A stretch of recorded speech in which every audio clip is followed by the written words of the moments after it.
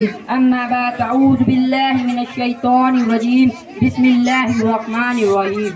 خدا جس کی حفاظت کی آیا ٹھان لیتا ہے، خدا جس کی حفاظت کی آیا ٹھان لیتا ہے تو اس کے لیے مکڑی کے جالوں کی وہ چادر تان دیتا ہے. اگر وہ زندگی لکھ دے سمندر راہ دے دے گا، اگر وہ زندگی لکھ دے سمندر راہ دے دے گا، اگر وہ موت لکھ دے مچھر جان لیتا ہے. جناب صدر محترم، رونق اسٹیج، علماء کرام، بزرگان دین، حاضرین مجلس اور میرے مکتب کے ہم سب ساتھیوں، السلام علیکم ورحمۃ اللہ وبرکاتہ.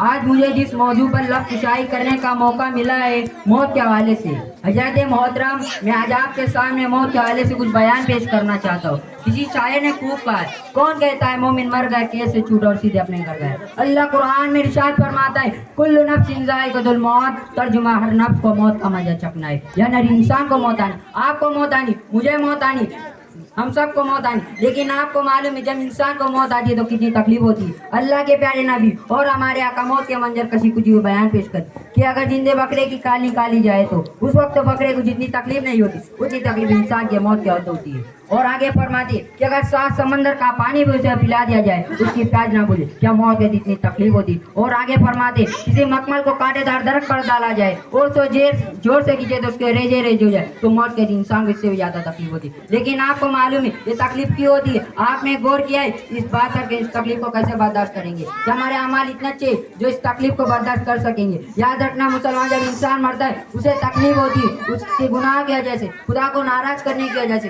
جب نے اللہ کو راضی کرنے کی کوشش کی، اسے منانے کی کوشش کی، یاد رکھنا ہمیں بھی اس راستے سے گزرنا ہے اور ہم کیسے برداشت کریں گے. آئیے حضرات ایک بہت پیارا واقعہ آپ کی خدمت میں پیش کروں. ایک مرتبہ حضرت عیسیٰ علیہ السلام قبرستان سے گزر رہے تھے. حضرت عیسیٰ علیہ السلام کون ہے؟ حضرت عیسیٰ علیہ السلام اللہ کے نبی ہے. حضرت عیسیٰ علیہ السلام کو اللہ نے مردوں کو زندہ کرنے کا معجزہ دیا. جب قبرستان سے گزر رہے تھے حضرت عیسیٰ علیہ السلام نے سوچا مجھے اللہ نے مردوں کو زندہ کرنے کا معجزہ دیا تو کیوں نہ میں اپنی والدہ کو زندہ کروں، اپنی ماں کو زندہ کروں. اس سوچ کے ساتھ اپنی والدہ کے قبر پر گئے اور کہا السلام علیکم. قبر سے آواز آئی وعلیکم السلام. پھر آپ نے کہا اے میرے والدہ، مجھے اللہ نے مردوں کو زندہ کرنے کا معجزہ دیا، میں چاہوں تو کسی کو بھی زندہ کر سکتا ہوں. اللہ نے مجھے یہ شان دی، اگر آپ کی اجازت دے تو میں آپ کو زندہ کرنا چاہتا ہوں. حضرت عیسیٰ علیہ السلام کی بات سن کے حضرت مریم نے جواب دیا، اے میرے بیٹا عیسیٰ، تو مجھے زندہ تو کر دے گا لیکن زندگی کے بعد پھر موت ہے اور دوبارہ موت کی تکلیف برداشت نہیں کر سکتی. تو آپ ہی وجہ بتائے. وہ حضرت مریم جن کی شان میں پورے سورہ مریم اللہ نے قرآن میں نازل فرمائی، وہ حضرت مریم جن کا نکاح جنت میں میرے آقا سے ہوں گا. وہ مریم کے پاکیزہ عورت ہے ان میں سے ایک